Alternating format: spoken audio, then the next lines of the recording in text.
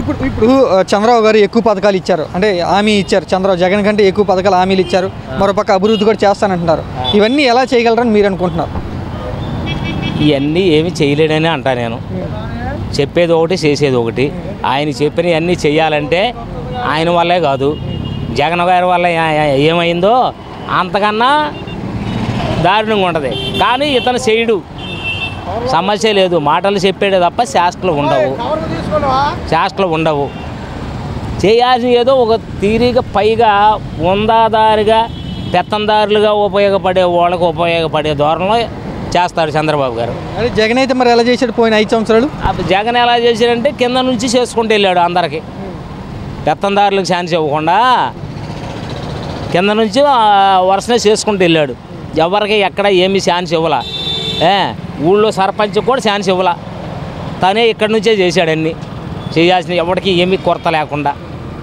60 నిండిని అనగానే అడుగు లోను, మొగుడు భర్త చచ్చిపోయాడు అనగానే ఒక వితాంతుకి ఒక పెన్షను ఎమ్మటే 6 నెలలకు ఒకసారి పెట్టి పక్కాగా వరుసనే ఇచ్చుకుంటూ వెళ్ళిపోయాడు, ఎక్కడ ఆపకుండా. ఇది మనం 6 నెలలు కాదు, 6 సంవత్సరాలు కూడా రాదు. వీళ్ళు తిరిగి కాళ్ళు చెప్పులు ఎరిగిపోతాయి. వీళ్ళకి ఒక పని కాదు. ఇంటింటికి ఎంతో సక్రమంగా అందించాడు వాలంటీర్లను పెట్టి, అతి తక్కువ జీతంతోనే. అదేమన్నా ఎక్కువ జీతాలు కాదుగా. వాళ్ళకు కూడా ఒక కుటుంబ సభ్యత్వంగా ఏదో ఒకటి చేసుకుంటా వాళ్ళ పదవాళ్ళు చేశారు, వాళ్ళ డ్యూటీ వాళ్ళు చేశారు. ఈయన చేయమనండి, అన్నయ్య చేయమనండి సక్రమంగా. ఇప్పటికి ఏమీ లేదు, ఇప్పటికి వరకే ఎక్కడ ఏమీ మొదలలేదు. ఏది చూసుకుంటున్నాడు, దేనికి రాజధాని చూసుకుంటున్నాడు. అదే అని దానికి ఒక మోపు కట్టుకొచ్చాడు, ఇప్పుడే కట్టుకొచ్చి పెట్టుకున్నాడు, దాని పేరు మీద నడుస్తున్నాడు. ఇప్పుడు వరకే ఈ నువ్వు పెట్టిన అన్నింటిలో ఏది కూడా ఒక్కటి కూడా లైన్లో లేదు, ఏది చేయలేవు. ఇప్పటికి ఏం చేస్తాడో చూద్దాం. ఈ సంక్షేమ పథకాలు అమలు చేస్తారనుకుంటున్నారా మీరు? ఎవరు కూడా చేస్తారని ఏమన్నా ఊహించట్లా. ఇవన్నీ చెప్పే ఒకటి చేసే ఒకటి చూసి ఉన్నాం కదా అనే ధోరణిలో ఉన్నారు జనం.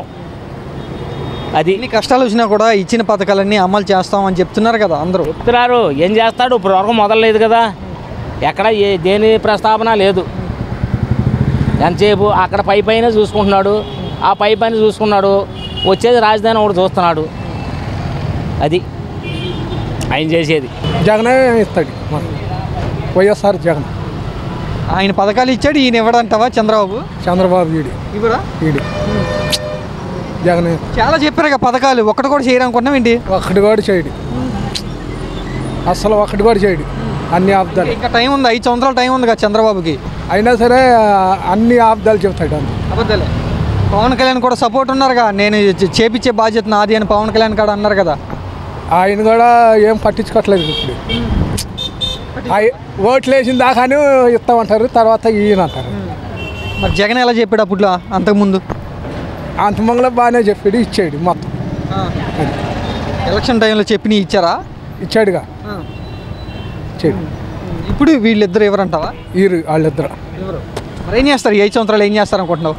5 సంవత్సరాలు అట్టాగే కాలం గడుపుతాయి. పథకాలు ఎగ్గొట్టడానికే ఇట్లా అప్పులు పాలైపోయామని చంద్రబాబు గారు విమర్శిస్తున్నారంటూ వైసీపీ పార్టీ వాళ్ళు చెప్తున్నమాట. నిజమేనంటారా? అన్నారు కానీ ఇప్పుడే నాదెండ్ల మనోహరం 3 గ్యాస్ బండ్లు ఇస్తాననేసి ఆయన కేంద్రంతో మాట్లాడి అది అమలు చేస్తాడు. 5 లక్షలు డ్వాక్రా వాళ్ళకి వడ్డీ లేకుండా ఇస్తానని అది ఒక ప్రూఫ్ చేస్తాను. వాళ్ళు మటు మాట తప్పరు. ఎందుకంటే ముందు రాజు మాట తప్పకూడదు. ఇంటి యజమాని మాట తప్పితే ఇంటికి గౌరవం పోతుంది. మన రాష్ట్రానికి రాజు జగన్, వైఎస్ఆర్ రాజశేఖర రెడ్డి, ఎన్టీ రామారావు, చంద్రబాబు నాయుడు. రాజు మాట తప్పకూడదు. మనం ఒకవేళ వస్తారు పోతారంటేనే చెయ్యాలి.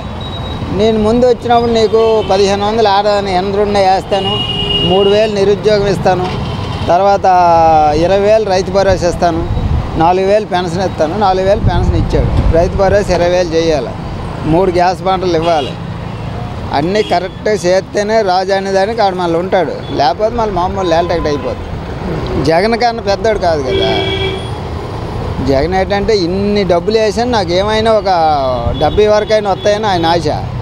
పెద్దలకి ఏంటంటే ఈ 4,000 చంద్రబాబు ఇచ్చాడా, 6,000 జగన్ ఇస్తానంటే అటు చేసేస్తారండి. ఆశాజీవి నేను 500 ఇస్తానండి, నువ్వు 600 ఇస్తానంటే అట్లా వెళ్ళిపోతారు.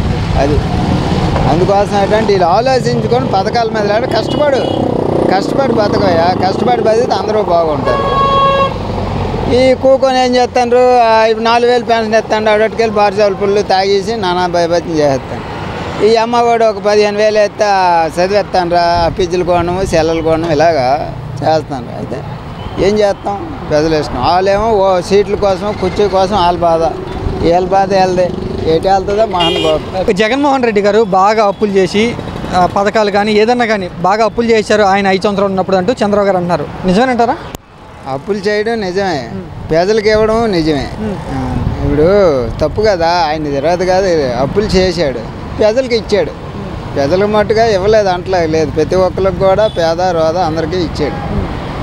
అప్పు చేయకుండా మరి ఎక్కడ రాష్ట్రం ఆదాయం లేదు, ఆదాయం లేనాడు వాగ్దానం చేశారు, మరి ఈయన అప్పు చేయకుండా ఇస్తాడా? ఈయన మొన్నట ఆయన 250 పెంచుకొని వెళ్తే ఈయన టపక్కన 1000 రూపాయలు పెంచాడు. రేపు పెద్దలందరూ మళ్ళీ తిరుగుబాటు అయిపోతారు, టపక్కన మొన్న 7,000 రూపాయలు ఇచ్చాడు. ఊళ్ళైనా అప్పులు చేయవలసింది. అయితే ఇద్దరు వంతులాడిపోయి రాష్ట్రాన్ని వెనక్కి తీసుకెళ్తారు. ప్రజలు సోమరితనం చేస్తారు, పథకాలు అనేది వేస్ట్, శ్రీలంకలాగా జీరో అయిపోద్ది. అంతకుముందు జగన్ ఇచ్చినప్పుడు తీసుకున్నారు, మరి ఇప్పుడు చంద్రబాబు ఇవ్వడంటే అంటే ఇవ్వకపోతే కనుక విమర్శిస్తారుగా, తిడతారుగా. తిడతారు, మళ్ళీ ఈ పరిస్థితి వస్తుంది. ఆయన దగ్గరలోని జగన్ మళ్ళీ అటు ఇటు వేస్తాడు, ఆయన ఊరుకోడు, ఎక్స్ట్రా పథకాలు పెడతాడు. ఇవ్వలేదు అనుకో, ఇప్పుడు చంద్రబాబు నాయుడు మంచివాడని ఏసీ లేదు. చంద్రబాబు నాయుడు 4,000 పెన్షను, 1,500 ఆడవాళ్ళకి, అమ్మఒడి అందరూ ఇస్తాను, 3 గ్యాస్ బండ్లు, మొత్తం ఇవన్నీ వేస్తానంటేనే పెదలేదు. పెదలకి రాష్ట్రం ఏటి అవుతుంది, రాష్ట్రం ఏటి వెళ్తుంది వాళ్ళకి అనవసరం. ఓళ్ళు ఏటి చేస్తారు, ఓళ్ళు ఏటి ఎత్తారు, నువ్వేటి ఎత్తావని చూస్తూ ఉంటారు. అదే వాస్తవం. జగన్ గారు కానీ వైసీపీ పార్టీ వాళ్ళు కానీ మేము అంతగా అప్పులు చేయలే, చేసిన అప్పులు కూడా పరిమితులు లోబడే, అలాగే మేము జనాలు పంచామని అంటున్నారు. మరి వాళ్ళు ఏమంటున్నారంటే అప్పులు చేసి దోచేసుకున్నారంటూ విమర్శిస్తున్నారు. ఏది నమ్మాలంటావు, ఏది వాస్తవం అంటావు? అప్పులు చేసడము ఖాయమే. ఇప్పుడు దోసేసుకున్నారంటే ఎంతవరకు వాస్తవం అనేది అది వాళ్ళు ఎన్ని లక్షలు అప్పులు చేశారు, ఎన్ని లక్షలు ఖర్చు పెట్టారు, అది వాళ్ళు ఎన్ని లక్షలు చేశారు, ప్రజలకు ఎన్ని లక్షలు ఇచ్చారు, ఇవ్వడం అయితే వాస్తవం. వాళ్ళు ఎంత అమ్మఒడి అనుకో, కాపు నేస్తం అనుకో, వైఎస్ఆర్ ఆసరా అనుకో, రైతు భరోసా అనుకో అన్నీ ఇచ్చారు. అది బట్టుగా ఆయన చేసింది చేశారు. రాష్ట్రం అప్పుల పాలైపోయిందంటూ శ్వేతపత్రం విడుదల చేస్తున్నారు. నిజంగానే స్టేట్ అప్పుల పాలైపోయింది అనుకుంటున్నారు మీరు? మరి వాళ్ళు చేసే దాన్ని బట్టి మన ఆ స్టేటస్లో మనం అక్కడ లేం కదా, వాళ్ళ పేపర్లో టీవీలో చూసే దాన్ని బట్టి మనం అనుకుంటున్నాం అంతే. మరి డెవలప్మెంట్ లేదు కదా, అప్పులు తీసుకొచ్చింది అన్నీ డెవలప్ చేస్తే రోడ్లు గీట్లు అన్నీ బాగుంటే ఉండేది కదా. మరి పేపర్లో రావడం, టీవీలు, దాన్ని బట్టి మనం అనుకుంటాం. నిజంగా అంటే మనం వెళ్ళే దాంట్లో అడ్మినిస్ట్రేషన్లో మనం లేం కదా. 10 లక్షలకు పైగా అప్పులు అయిపోయామని చెప్తున్నారు. జగన్మోహన్ రెడ్డి ఎక్కువగా చేసేసాడని చెప్తున్నారు.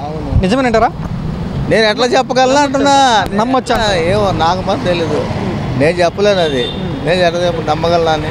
వైసీపీ వాళ్ళు ఏమన్నారంటే మేము అన్ని అప్పులేం చేయలేదు, తప్పుడు లెక్కలు చెప్తున్నారంటూ వాళ్ళు చెప్తున్నమాట. వీళ్ళేమో చేసేవారు, వీళ్ళు ఎవరి మాట నమ్మాలి? అవన్నీ వాళ్ళు న్యాయపరంగా వాళ్ళు చేల్చుకోవాలి, అంతేగాని మన జనరల్ పబ్లిక్ అవునంటే అవునంటాం, కాదంటే కాదంటాం, అంతే.